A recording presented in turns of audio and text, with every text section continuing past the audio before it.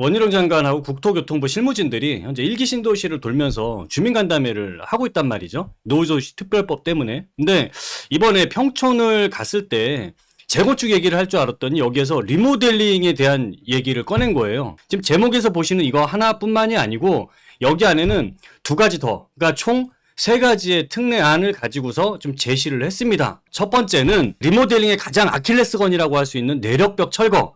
이거를 좀 철거를 할 수 있는 한. 두 번째는 안전성 검토를 이제 2회에서 1회로 바꾸겠다. 세 번째는 세대수 완화를 해서 현재는 15%까지 늘릴 수 있는 것을 앞으로 이제 21%까지 늘리도록 하겠다라고 이제 발표를 한 건데, 내력벽 철거를 하게 되면 이게 처음에 이제 가로로 이렇게 세로로 긴 거를 두 세대를 이렇게 합쳐가지고 이렇게 바뀌는 거죠. 이렇게 가로로. 이렇게 포베이. 포베이가 이렇게 이제 가로로 이제 이쪽 세대 한 세대, 이쪽 세대 한 세대 이렇게 이제 길게 두 세대를 이제 합쳐서 한 세대씩 이렇게 만들 수가 있는데, 이렇게 되면은 이게 구조상 문제가 있을 것 같은데.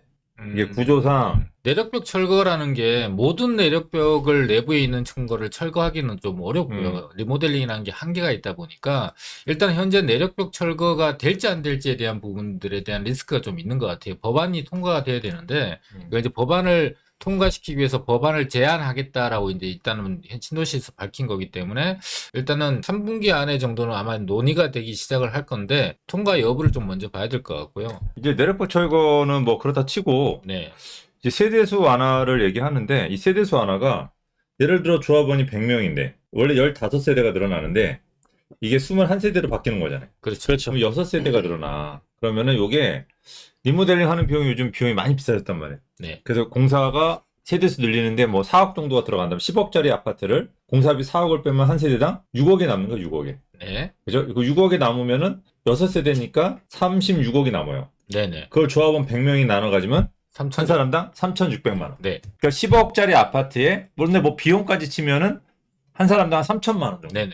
뭐 분양 비용이나 여러 가지 비용이 들어갈 테니까. 그러면 제가 봤을 때는 한 3천만 원 정도의 마진이 생길 것 같아요.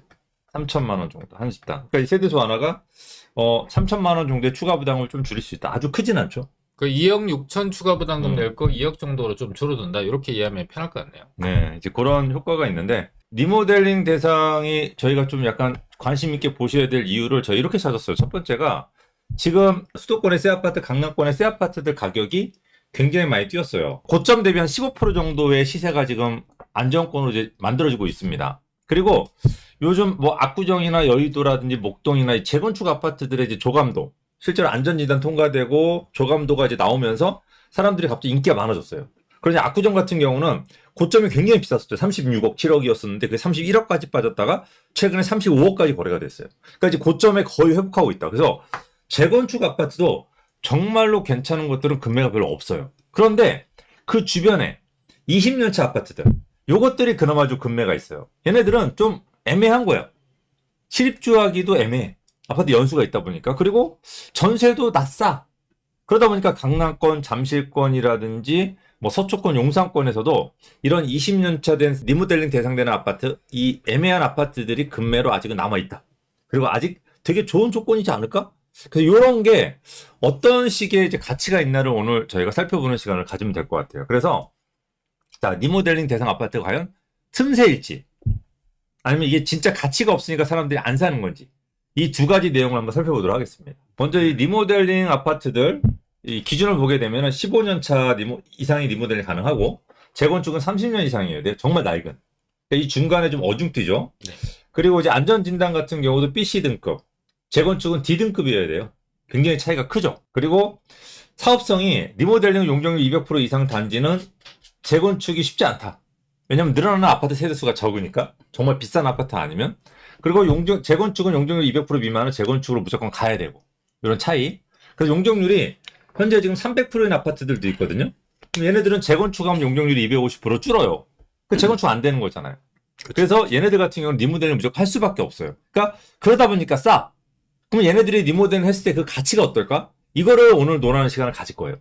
그리고 이제 세 번째로 이 재건축을 하게 되면은 도로, 공원, 녹지 등 대지 면적의 8, 9%를 기부 체납으로 줘야 돼요.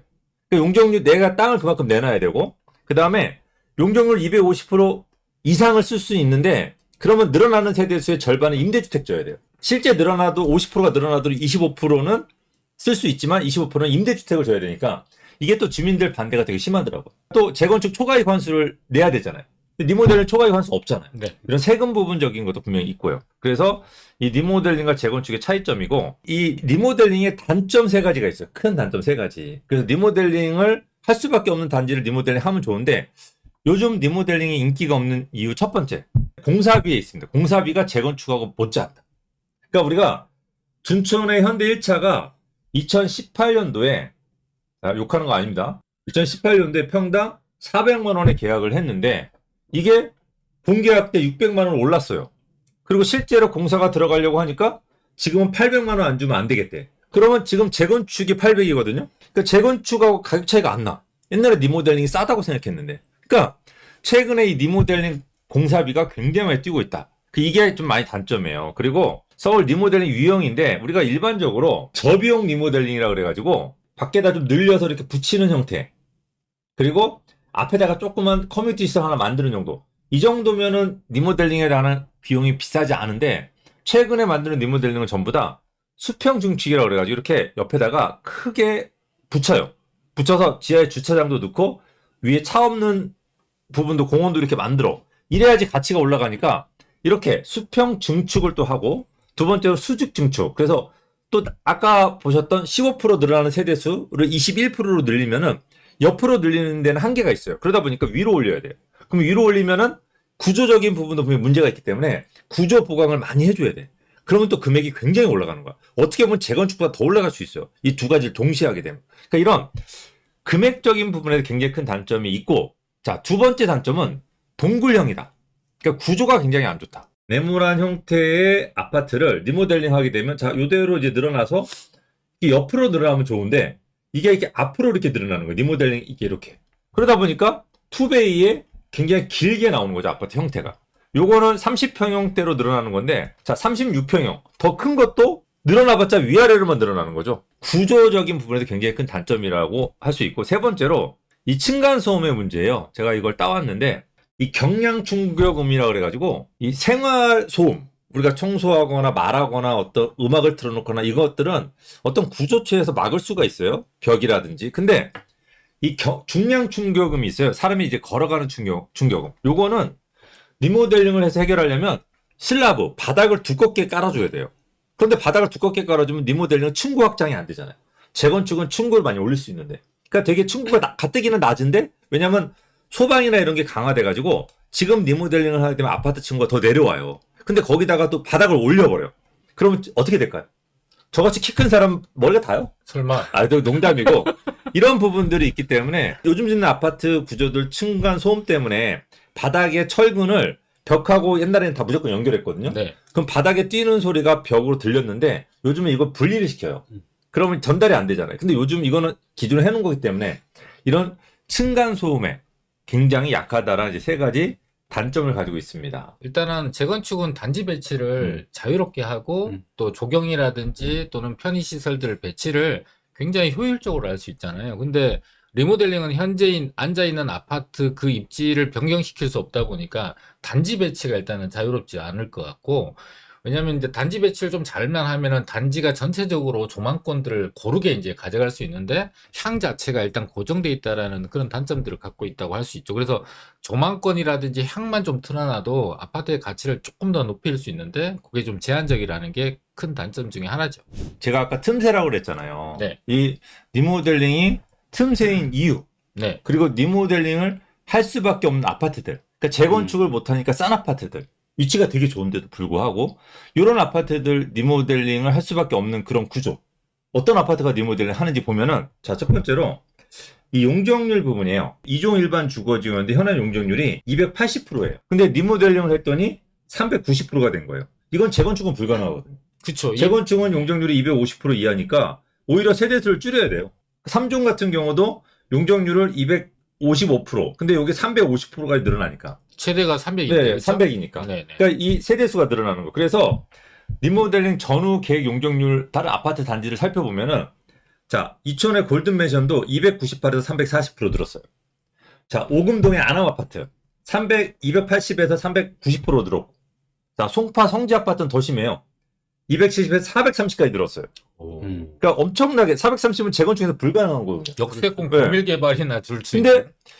270에서 430%까지 용적률 늘어나면 이런 아파트들은 사업성이 굉장히 굉장히 좋은 거죠. 네네. 그러니까 우리가 이제 리모델링 이 대상 아파트들을 생각하실 때 여러분들이 무조건적으로 좋다라는 게 아니고 건축비보다 땅값 이 평수가 엄청 가치가 높은데 건축비는 내가 공사비가 1,000만 원 드는데 만들었을 때 1억씩 뛰어 평당. 네. 강남권에 또는 평당 5천씩 뛰어 용산권에. 그럼 이런 지역은 4천 남잖아요. 한 평 늘 때마다. 네네. 그러니까 그만큼 좋아지는 지역으로 여러분들 하셔야 된다. 선사현대 아파트 있죠. 암사동, 네. 강동구. 네. 여기 용적률이 393%예요. 여기는 재건축 불가능하잖아요. 그렇죠. 그러면 가치가 없냐? 왜 굉장히 낡아지니까. 근데 이 아파트가 지금 리모델링 추진하고 있단 말이에요. 한강변에. 이런 멋들어진 아파트가 들어서고 보면은 한강 조망 스카이 큐브 들어서 한강 조망 되는 거예요. 그 다음에 컨시어블이 나온지 에듀스케어, 커뮤니티 단지도 들어섭니다. 한강변 쪽으로. 그러니까 이렇게 한강변 쪽으로 굉장히 기반 시설들 많이 지을 수가 있는 이런 단지들 리모델링 할 수밖에 없는 이유 있는 단지들. 그런 단지가 왜 그러냐면 우리가 80년대 이전에는 용적률을 400%로 썼어요. 근데 이게 너무 몰리다 보니까 최근에 용적률 80년대 이후에 180%로 줄었다가 250%, 90년대까지 그러다가 90년대에서 2000년대까지 용적률을 400에서 300%까지 지은 아파트가 굉장히 많아요. 그러니까 용적률이 너무 높다 보니까 얘네들은 재건축이 안 되는 거야. 지금 용적률은 250%거든요. 그렇다고 무조건 용적률을 높이자고 할 수도 없고. 그래서 이렇게 이제 용적률이 높은 아파트들 같은 경우는 가능하고 보시면 얘입니다. 청담 아이파크 같은 경우도 300% 용적률을 400%까지 늘렸어요. 그러니까 이런 멋들어진 이제 아파트가 들어섰고 대치동에 있는 아파트들도 용적률이 240인데 340까지 100%로 늘었어요. 그러니까 재건축으로는 불가능한 용적률. 마포구 쌍용예가 같은 경우도 250인데 400%까지 용적률이 늘었어요. 역시 재건축으로 불가능한 용적률입니다. 성지도 마찬가지고요.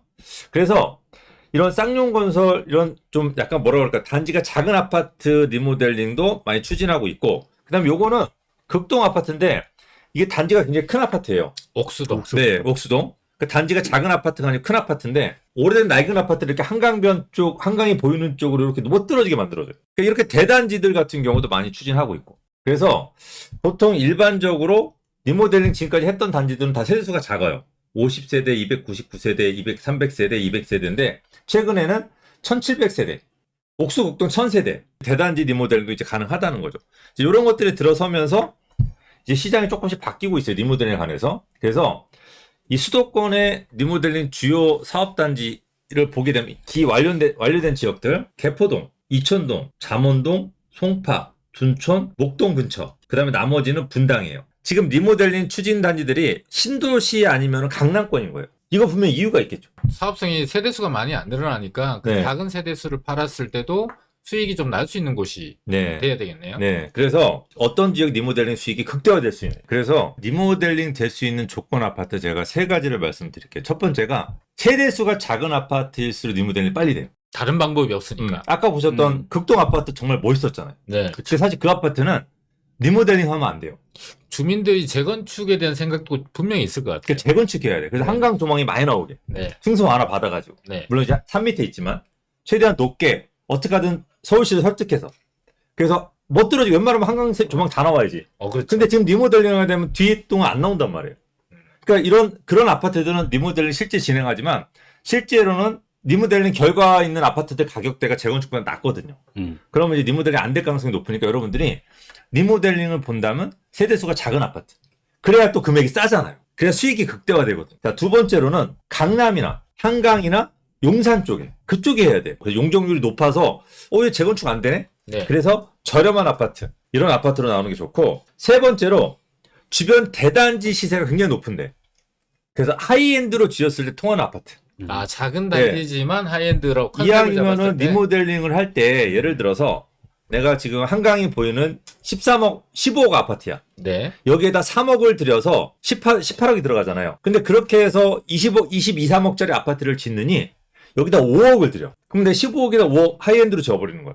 이러고서 35억짜리 아파트를 짓는. 수용 단지여도 하이엔드로 여러 가지 편의시설을 잘 짓잖아요. 그럼 그 가치가 엄청 뛰거든. 구체적으로 네. 그런 지역들이 어딘지를 좀 봐야지. 일단은 용적률이 높아야 돼요. 네. 그러면서 한강이 보이거나 뭔가 이 하이엔드가 통할 자리.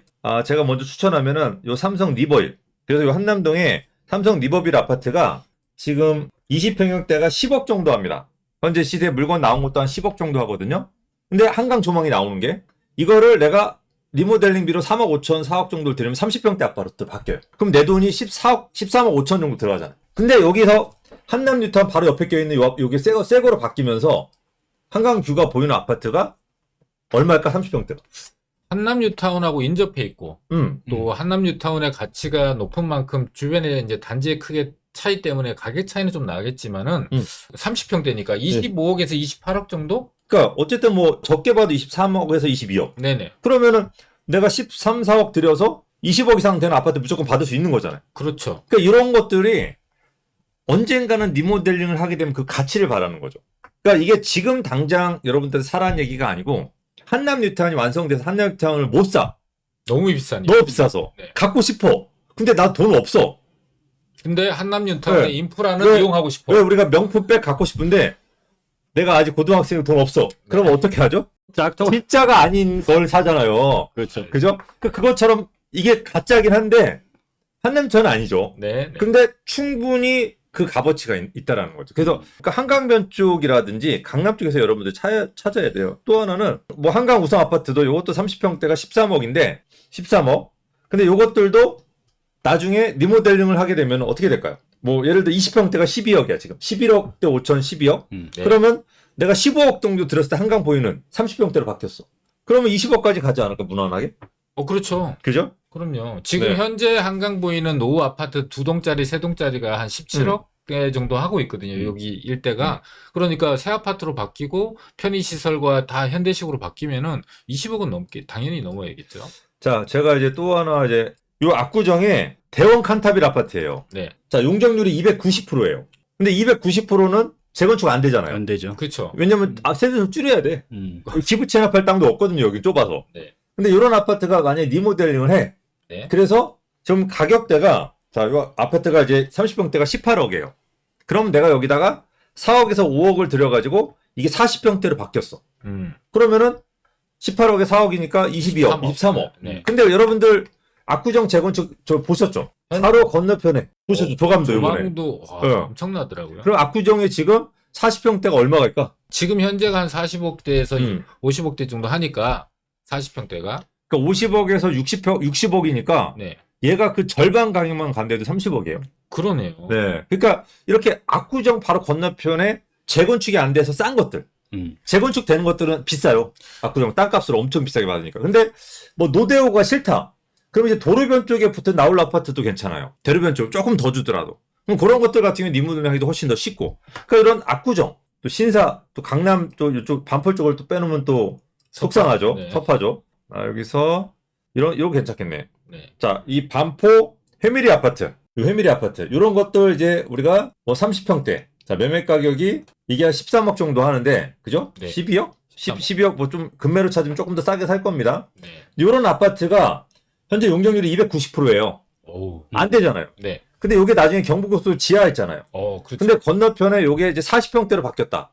그러면 건너편에 40평대가 뭐 39억 8억 해요. 반포자이. 예, 반포자이. 그러면 요건 새 아파트잖아요. 그렇죠. 그러면 그거에 뭐 70%를 한다 그래도 네. 한 28억. 그러니까 수익이 충분히 나는 거죠. 그러니까 요게 좀 장기로 봤을 때 요 경부고속도로 옆쪽에 나홀로 아파트를 잘 관심 있게 보세요. 지금은 단절돼서 반포하고 가격대가 떨어져 있지만 붙게 되면 어떻게 될까?